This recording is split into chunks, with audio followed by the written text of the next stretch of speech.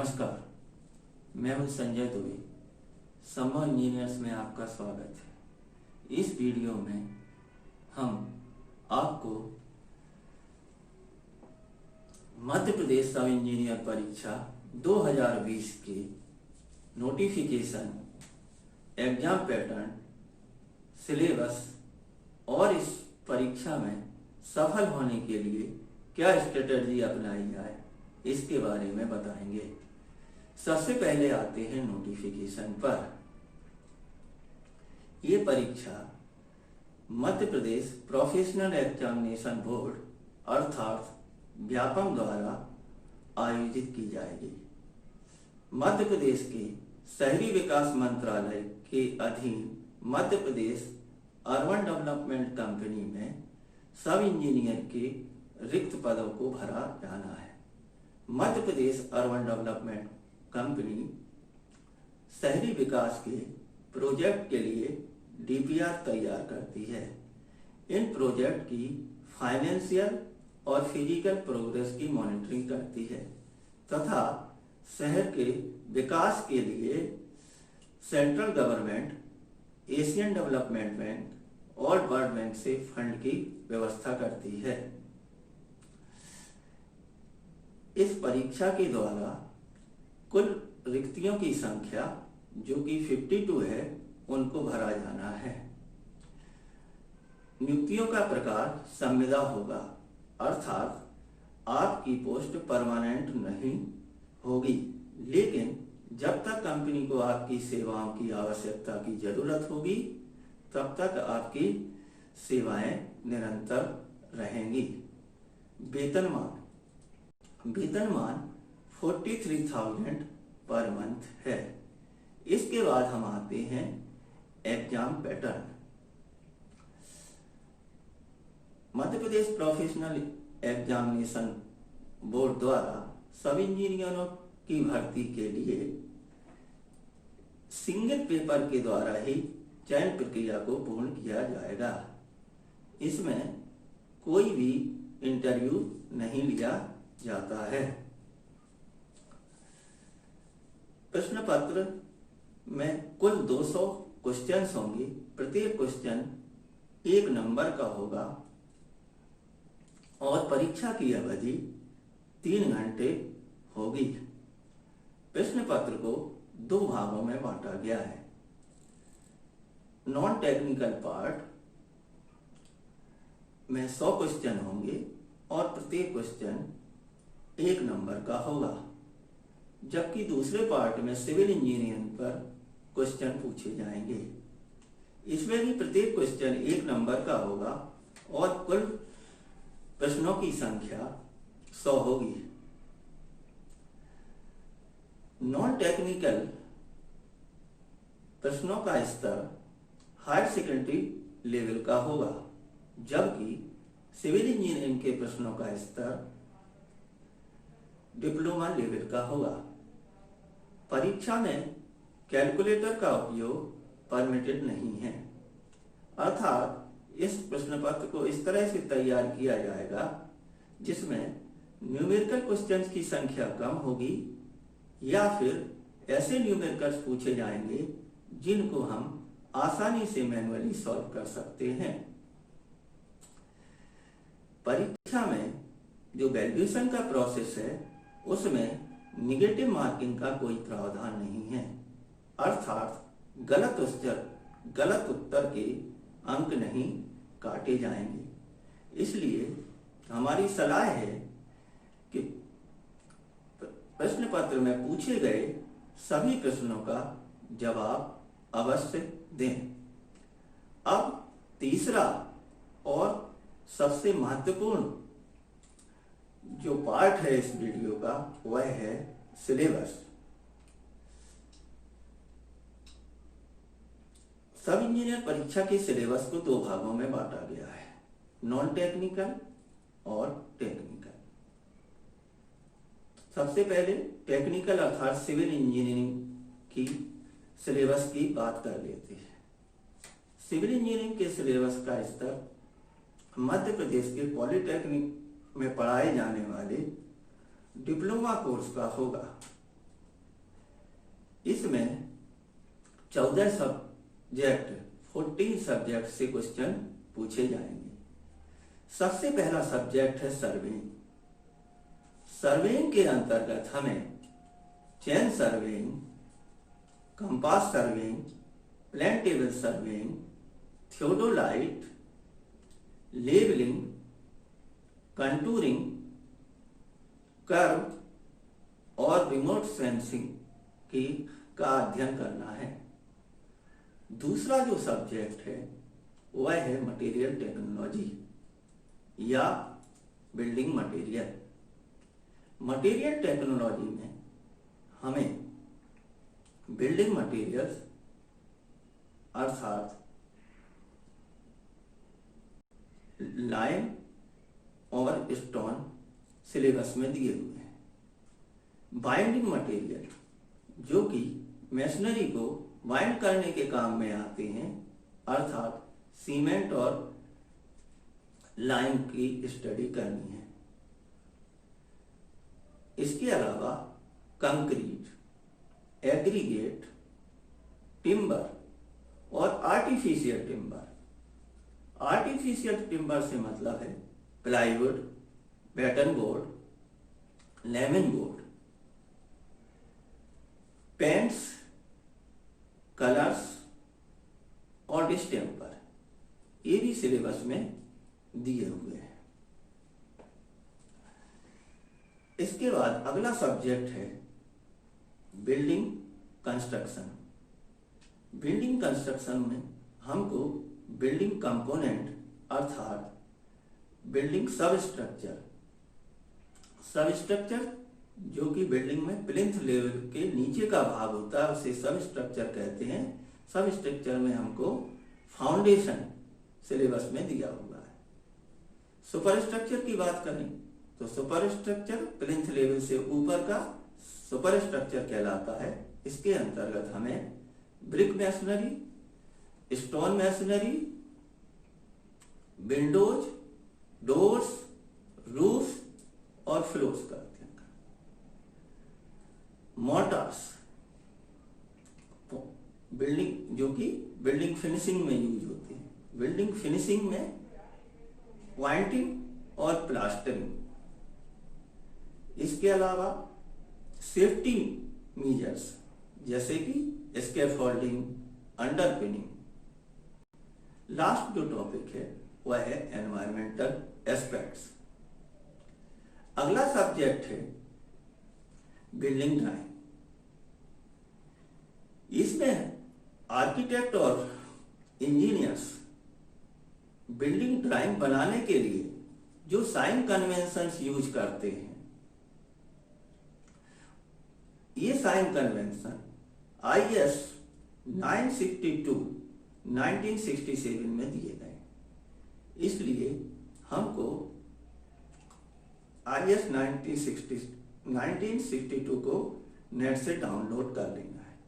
यदि ये पुराना वर्जन अपने को नहीं मिलता है तो उसका रिवाइव वर्जन हमको डाउनलोड करना है। बिल्डिंग ड्राइंग में दूसरा टॉपिक जिससे क्वेश्चन पूछे जाएंगे वह है बिल्डिंग प्लान। इसके लिए हमको सिंपल बिल्डिंग प्लानिंग के कंसेप्ट और उनकी डेफिनेशंस को तैयार करना है। अगला सब्जेक्ट हाइड्रोलिक्स या जिसको हम फ्लूइड मैकेनिक्स भी कहते हैं वह सिलेबस में दिया है। फ्लूइड मैकेनिक्स के अंतर्गत प्रॉपर्टीज ऑफ फ्लूइड जैसे कि density, specific gravity, surface tension, viscosity, Newton's law of motion, Newton's law of viscosity, compressibility, bulk modulus. दूसरा जो टॉपिक है फ्लूइड मैकेनिक्स में वह है hydrostatic pressure, means pressure exerted by water or fluid. Third topic pressure measurement in pipe flow. Pressure measurement कैसे करते हैं pipe में? मैनोमीटर के द्वारा। टाइप्स ऑफ फ्लो, जैसे कि uniform flow, non uniform flow, steady flow, unsteady flow, continuity equation, energy equation, velocity potential और stream function. Flow in pipes, इसके अंतर्गत हम pipes in series, pipes in parallel, siphons और hydraulic gradient line का अध्ययन कर सकते हैं।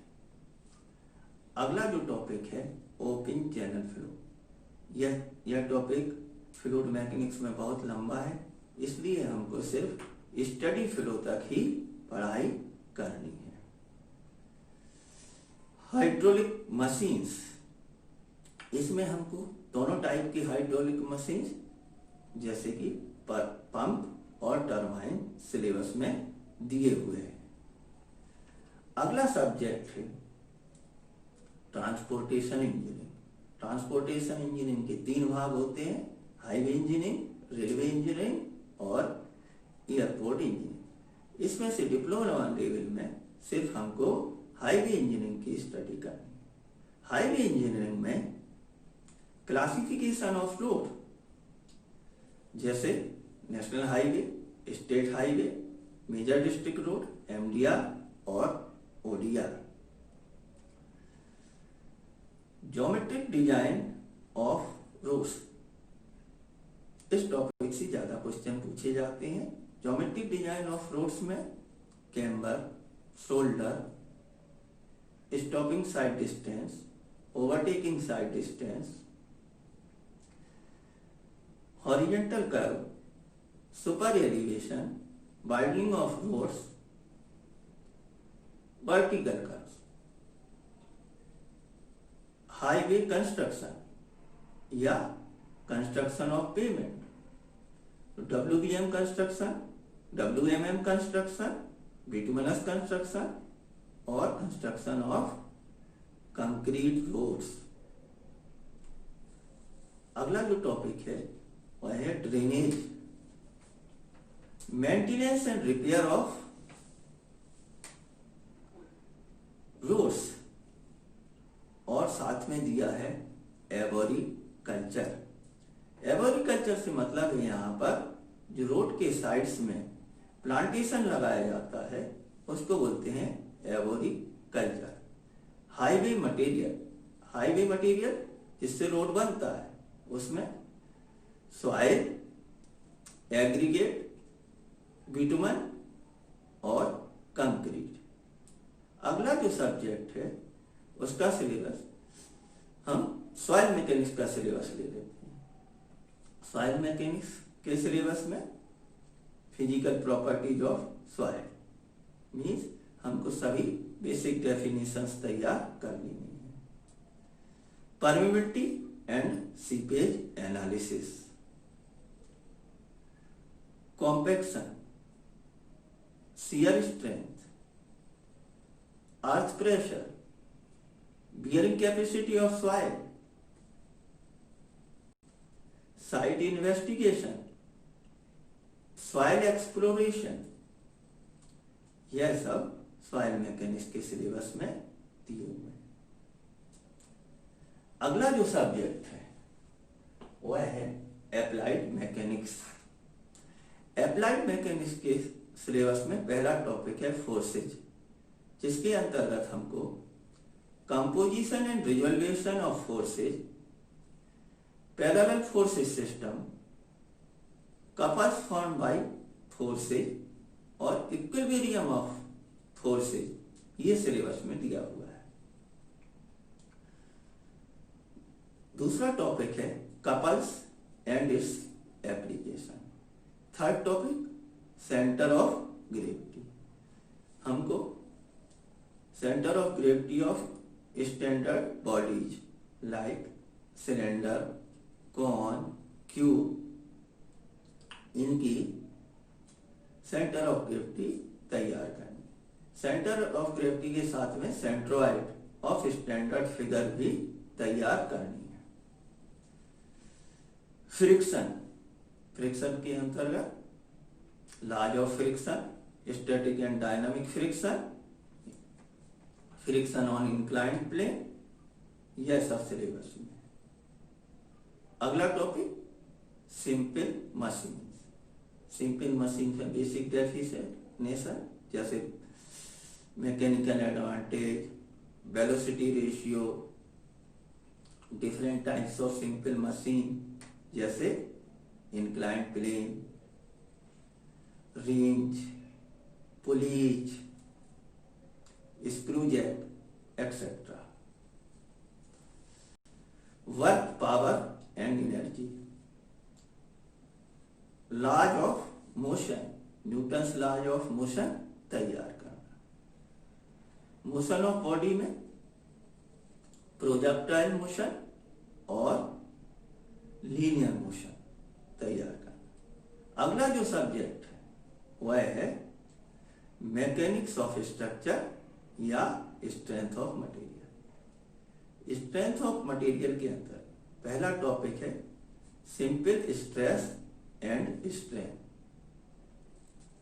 इलास्टिक कांस्टेंट, इलास्टिक कांस्टेंट्स में हमको Poisson ratio, modulus of elasticity, shear modulus और वर्क मॉडुलस तैयार करना। दूसरा टॉपिक प्रिंसिपल स्ट्रेस, जिसको कॉम्प्लेक्स स्ट्रेस भी कहते हैं। Movement of inertia, bending movement and shear force, stresses in beams. दोनों टाइप के stresses, bending stress in beams and shear stress in beams. Columns और एनालिसिस ऑफ ट्रस, यह सब strength of material के syllabus में दिया हुआ है। अगला जो सब्जेक्ट है वह है इरिगेशन इंजीनियरिंग। इरिगेशन इंजीनियरिंग के सिलेबस को 3 भागों में बांटा जा सकता है। पहले भाग में इरिगेशन ले लेते हैं, जैसे कि advantage and disadvantage of irrigation, water requirement of crops, canal irrigation, canal alignment, of taking canal, reservoir and reservoir planning. दूसरे पार्ट में ले लेते हैं हाइड्रोलिक स्ट्रक्चर, जैसे कि dams and spillways, cross drainage work. Cross drainage work के अंतर्गत aqueduct, siphon aqueduct, super passive, level crossing, diversion head work, इसके अंतर्गत wear and barrage, hydro electric power. तीसरे पार्ट में ले लेते हैं हाइड्रोलॉजी। हाइड्रोलॉजी में हाइड्रोलॉजिकल साइकिल सिलेबस में दिया हुआ है। Rainfall, rain gauge stations, measurement of rainfall, run of, unit hydrograph, flood discharge, dependable yield, यह सब हाइड्रोलॉजी के सिलेबस में। अगला subject structure design and drawing, RCC. इसमें हमको purpose of reinforcement in RCC, type of reinforcement, किस किस तरह की रीइंफोर्समेंट या किस किस तरह की स्टील को आरसीसी में रीइंफोर्समेंट के रूप में यूज किया जाता है। Permissible stresses in concrete and reinforcement, working stress method और लिमिट स्टेट मेथड दोनों ही आपके सिलेबस में है। आगे के जो टॉपिक हैं उनको सिर्फ वर्किंग स्ट्रेस मेथड से ना पढ़कर लिमिट स्टेट मेथड से ही तैयार करना है। जैसे कि analysis and design of singly and doubly reinforced beam, analysis of T beam, analysis and design of slabs, analysis and design of columns and foundation, shear stress, development length and anchorage। इसके अलावा हमको basic principle of earthquake resistant building के syllabus में दिए हुए हैं। Next subject steel design या structural design and drawing. Second, कौन कौन से स्टील सेक्शंस यूज होती हैं, grades of steel, advantage and disadvantage steel as a construction material, riveted connection दोनों तरह की फोर्सेज के लिए, axially loaded and eccentric loading के लिए, वेल्डेड कनेक्शन, बट ज्वाइंट और फ्लैट ज्वाइंट, टेंशन मेंबर और उनके connection, compression member, built-up compression member. Built-up compression बनाने के लिए हम लेसिंग और बैटन्स का प्रयोग करते हैं, यह भी सिलेबस में दिए। कॉलम के आगे चलते हैं तो फाउंडेशन, कॉलम फाउंडेशन, जिसमें slab base, concrete block, slab base और कंक्रीट ब्लॉक को जोड़ने के लिए क्लीट एंगल का यूज करते हैं, यह भी सिलेबस में दिया।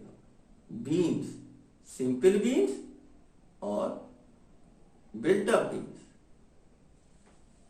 Design and analysis of simple and built up beams, shear, check for shear in beams, roof truss, column. अगला जो सब्जेक्ट वह है public health engineering. Public health engineering के सिलेबस को भी दो भागों में बांट सकते हैं। पहला भाग वाटर सप्लाई इंजीनियरिंग, इसमें sources of water supply, surface and water, surface and sub surface water sources, demand of water, demand of water residential building के लिए, पब्लिक पर्पज के लिए, इंस्टीट्यूशनल पर्पज के लिए, इंडस्ट्रियल बिल्डिंग के लिए, quality and treatment of water. चौथा topic है conveyance and distribution of water. Public health engineering का दूसरा भाग है सैनिटरी इंजीनियरिंग, जिसमें सिस्टम ऑफ सीवेज, दो तरह के सीवेज सिस्टम होते हैं, सेपरेट सिस्टम, दूसरा combined system, analysis of sewage मतलब quality of sewage, treatment of sewage और आखिरी पार्ट है रूरल सैनिटेशन। अगला सब्जेक्ट है quantity survey and estimating and costing. इसके अंतर्गत purpose of estimation, different type of definition used in estimating and costing, types of estimate, detailed estimate, type of detailed estimate,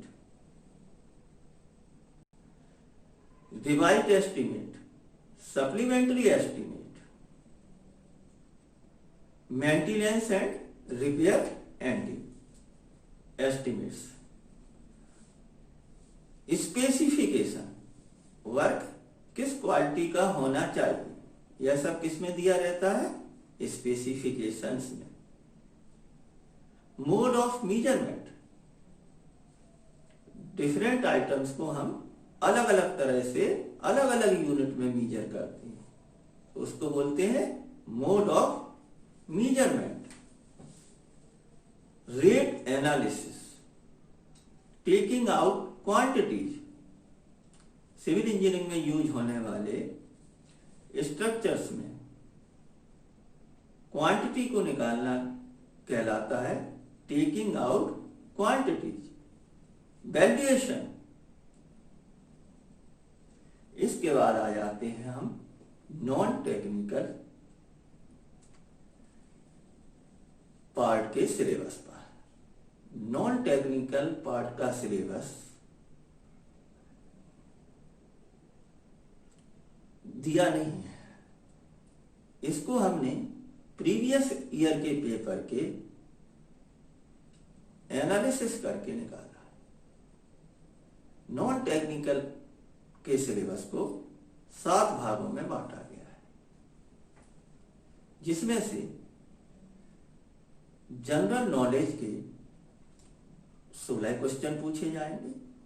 इसके अलावा general Hindi, general English, general mathematics, general reasoning, general science और general computer के 14 question पूछे जाएंगे। Non technical part के syllabus का स्तर higher secondary के लेवल का होगा।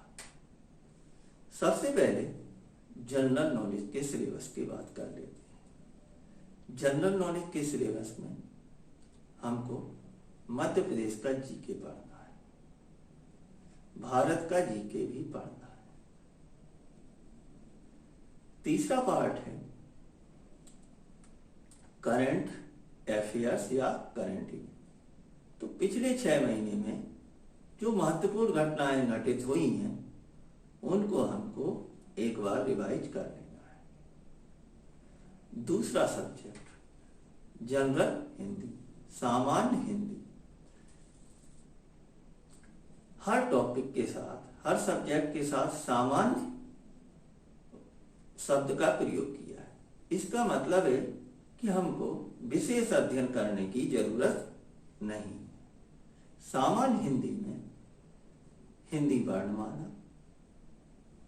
वर्तनी अर्थात स्पेलिंग, संधि और समास, पर्यायवाची और विलोम शब्द, तत्सम और तद्भव, मुहावरे और लोकोक्तियां, रस छंद अलंकार। अब आते हैं इंग्लिश या अंग्रेजी के सिलेबस पर। आर्टिकल्स, आर्टिकल्स में ए, एन और दी का प्रॉपर यूज। प्रीपोजिशन, प्रीपोजिशन का प्रॉपर यूज करना।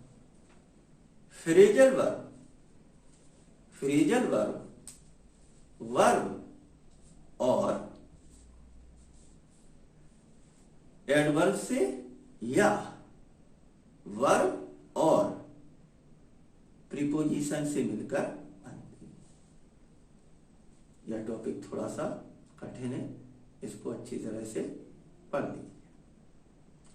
Determiner, proper use of determine, जैसे कि एफर्मेटिव सेंटेंस के लिए किस डिटरमाइन का यूज करेंगे और निगेटिव सेंटेंस के लिए किस डिटरमाइनर का यूज करेंगे। अगला जो सब्जेक्ट है, अगला जो टॉपिक है वह है आपका सेंटेंस एरर। एक सेंटेंस दिया है, उसके 4 पार्ट हैं, उसमें किसी पार्ट में स्पॉट एरर है, ग्रामेटिकल एरर हो सकती है और किसी तरह की एरर, उसको आपको अलग करना है। एंटोनिम्स या अपोजिट इन मीनिंग, तो वोकैब्युलरी का एक पार्ट होता है, वोकैब्युलरी अच्छी रहेगी तो एंटोनिम्स आपको तैयार करना है। साइनोनिम्स, साइनोनिम्स का मतलब है समानार्थी अर्थात close to meaning. Question tag, question tags जैसे सब इंजीनियर की परीक्षा 9 दिसंबर को होगी, नहीं होगी क्या, नहीं होगी क्या क्या है डिटरमाइनर, इनका प्रयोग। तो पार्ट ऑफ स्पीच में जो ग्रामर तैयार, पार्ट ऑफ स्पीच से हमको ग्रामर तैयार करना है। अब आ जाते हैं जनरल मैथमेटिक्स के सिलेबस पर। जनरल मैथमेटिक्स में हमको अंक गणित पर ज्यादा ध्यान देना है। अंक गणित में या number system, HCF and LCM, interest, ब्याज, प्रॉफिट एंड लॉस, लाभ और हानि, mixture, time, speed and distance, pipe and system, average. Mensuration में हमको एरिया, सरफेस एरिया और वॉल्यूम तैयार करना। कोऑर्डिनेट ज्योमेट्री का भी सामान्य ज्ञान होना चाहिए। स्टैटिक्स में प्रोबेबिलिटी और मीन, मोड और मीडियन। इसके अलावा अगला जो सब्जेक्ट वह है जनरल लॉजिकल एबिलिटी, सामान्य तार्किक योग्यता। रीजनिंग को 2 भागों में बांट सकते हैं, वर्बल रीजनिंग, दूसरा non verbal reasoning. Verbal reasoning से मतलब है जिसको हम बोलते हैं या लिखते हैं। नॉन वर्बल रीजनिंग में इमेजेस होती हैं। प्रीवियस ईयर के पेपर्स की स्टडी करने पर पता चलता है कि अधिकांश क्वेश्चन वर्बल रीजनिंग से लिखे हैं। वर्बल रीजनिंग में एनालॉजी, सादृश्यता, कोडिंग एंड डिकोडिंग, इसके अलावा blood relation, calendar, clock,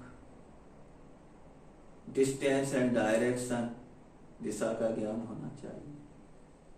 sitting arrangement, एक टेबल पर बहुत सारे लोग बैठे हैं, इसके पास है, इसके पास है, इसको सिटिंग अरेंजमेंट।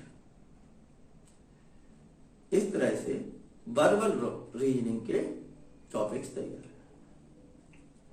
अगला जो सब्जेक्ट है वह है जनरल साइंस।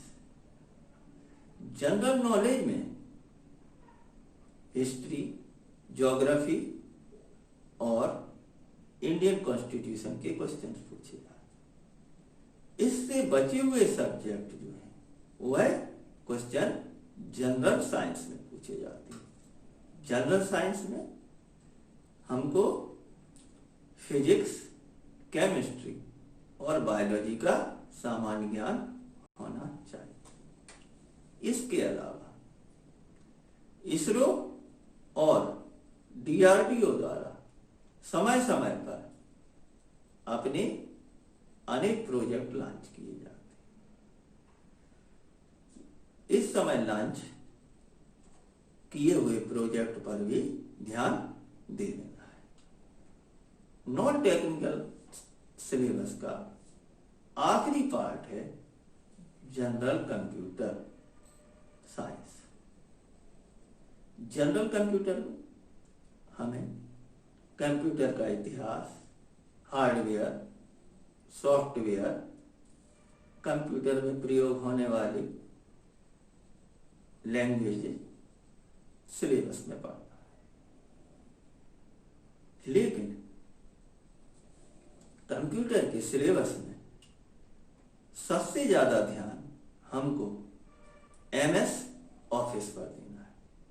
एमएस ऑफिस में भी हमको सबसे ज्यादा एमएस वर्ड, एमएस एक्सेल और एमएस पावर पॉइंट पर ध्यान देना है। और इनकी क्वेश्चन तैयार करते वक्त हमको कंप्यूटर में माइक्रोसॉफ्ट वर्ड, एक्सेल और पावर पॉइंट को की फाइल ओपन करके प्रैक्टिस करना है, ना कि बुक्स से पढ़ने की मैं एडवाइस देता हूं। कंप्यूटर साइंस में आखिरी जो टॉपिक है वह हो सकता है अपना इंटरनेट। तो ये हुआ आपका सब इंजीनियर परीक्षा के लिए सिलेबस। अब परीक्षा की तैयारी करने के लिए आखिरी और बहुत ही महत्वपूर्ण पार्ट वह है परीक्षा की स्ट्रेटेजी। सबसे पहले तो ये ध्यान रखना है कि हर स्टूडेंट की अपनी स्ट्रेटेजी होनी चाहिए। फिर भी हम सभी के आधार पर एक कॉमन स्ट्रेटेजी के कुछ पॉइंट डिस्कस या शेयर करना चाहते हैं। तो हमारी स्ट्रेटेजी का पहला टॉपिक होगा सिलेबस। सबसे पहले हम सिलेबस को बार बार पढ़ लें। सिलेबस को बार बार पढ़ने में पता चलता है कि सिविल इंजीनियरिंग में सभी सब्जेक्ट दिए हुए हैं। उनमें से कुछ सब्जेक्ट का सिलेबस ज्यादा है, जैसे कि सॉइल मैकेनिक्स, इरिगेशन इंजीनियरिंग और फ्लूइड। कुछ सब्जेक्ट का सिलेबस बहुत कम है, जैसे बिल्डिंग, ड्राइंग एंड प्लानिंग। इससे लेकिन जब परीक्षा की तैयारी करें तो पुराने प्रश्न पत्रों का अध्ययन करने पर पता चलता है कि क्वेश्चंस सभी सब्जेक्ट से आए हैं और उनकी संख्या भी लगभग बराबर होती है। तो जिस सब्जेक्ट का सिलेबस ज्यादा है उसके लिए हमें बहुत अधिक समय नहीं देना है, लगभग सबको बराबर समय देना है। और जिस सब्जेक्ट का सिलेबस कम है उसको पहले तैयार कर लेना है। नॉन टेक्निकल के सिलेबस में जो आपको पॉइंट बताए गए हैं जिससे क्वेश्चन पूछे जाते हैं, तो ये देखा गया है कि हर सब्जेक्ट में 14 या 15 टॉपिक है और हर टॉपिक से एक क्वेश्चन पूछा जाता है। सिलेबस से हमको यह भी निकाल लेना है कि पूरे सिलेबस में से हमारे कितने टॉपिक तैयार हैं और कितने तैयार करने। जितने हमारे तैयार हैं उनको थोड़े से समय में रिवाइज कर लेना है, बाकी के सब्जेक्ट को लर्न भी करना है, तैयार भी करना है। इसके बाद स्ट्रेटजी का दूसरा मुख्य बिंदु है एग्जाम पैटर्न। एग्जाम पैटर्न समझने का सबसे अच्छा तरीका है कि व्यापम द्वारा आयोजित पूर्व में सब इंजीनियर की परीक्षाओं के प्रश्न पत्रों को डाउनलोड कर लें। ये प्रश्न पत्र अनेक साइटों पर उपलब्ध है। आप चाहें तो हमारी वेबसाइट samvaengineers.com से भी इन्हें डाउनलोड कर सकते। प्रश्न पत्रों को हल करने से हमें परीक्षा में पूछे जाने वाले प्रश्नों का स्तर का अंदाज लग जाता है। परीक्षा में पूछे गए प्रश्न बहुत ही सुपरफिशियल होते हैं, इसलिए हमें सभी टॉपिक्स की स्टडी करना है, लेकिन किसी भी टॉपिक की गहराई में जाने की जरूरत नहीं है। स्ट्रेटजी का तीसरा बिंदु है focus on understanding, not on remembering. हमको किसी भी तरह के दबाव में आए बगैर जितनी भी पढ़ाई करें उसको समझकर करना है। समझने से हमको अधिक समय तक याद रहता है, जबकि याद करने से कुछ ही समय बाद हम उसे भूल जाते हैं।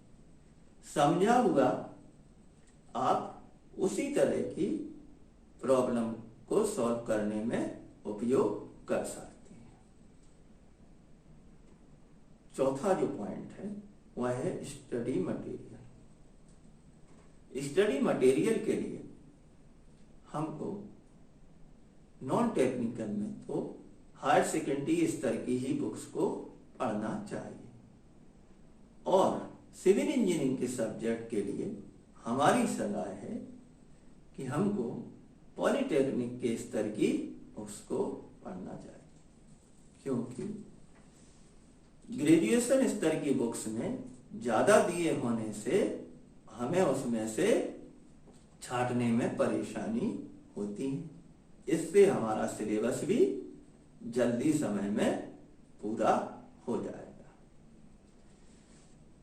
वैसे मैं आपको सूचित करना चाहता हूं कि मेरा भी व्यापम के सिलेबस के हिसाब से स्टडी मटेरियल लगभग तैयार होने को है। अगला जो टॉपिक है वह है इवैल्यूएट योरसेल्फ, मतलब अपने आप का आकलन करिए। अपने आप का आकलन कैसे किया जाए, क्योंकि क्वेश्चन पेपर ऑब्जेक्टिव टाइप होता है और उसमें 4 ऑप्शंस दिए होते हैं।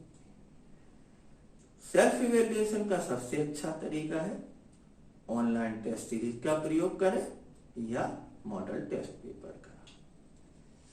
संभव इंजीनियर्स द्वारा भी मध्य प्रदेश सब इंजीनियर परीक्षा के लिए टेस्ट सीरीज लाई हुई है, जिसमें से कुल क्वेश्चन की संख्या 2600 है। कुल टेस्ट पेपर 30 है। इसमें से 50-50 क्वेश्चन वाले 14 पेपर टेक्निकल सब्जेक्ट अर्थात सिविल इंजीनियरिंग के हैं। 6 full length non technical part के क्वेश्चन पेपर है और 6 ही फुल सिलेबस सिविल इंजीनियरिंग के पेपर है। इसके अलावा 3 पेपर व्यापम की तरह पूछे जाने वाले full length full syllabus paper है और एक आखिर में करंट इवेंट का।